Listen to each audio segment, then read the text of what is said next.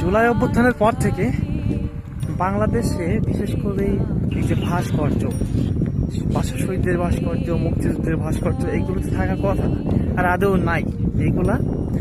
যেগুলো যা ভাস্কর্য বাংলাদেশের ঐতিহ্যকে বহন করতেছিল, সেইগুলো আমাদের জুলাইকারীরা ধ্বংস করে ফেলছে। তো পিছনে যেটা দেখতে পাচ্ছেন, এই ভাস্কর্যগুলো থেকে গেছে আসলে সেই ঐতিহাসিক যশোরে।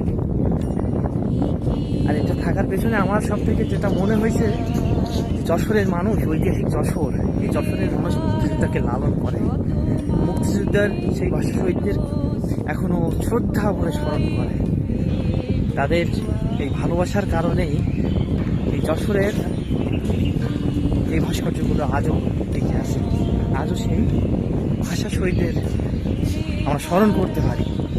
এই যেমন দেখছেন, সেই যশোরের বিনোদিয়া পার্কের ভিতরে এই 7 বীরশ্রেষ্ঠ তাদেরকে আমরা দেখতে পাচ্ছি।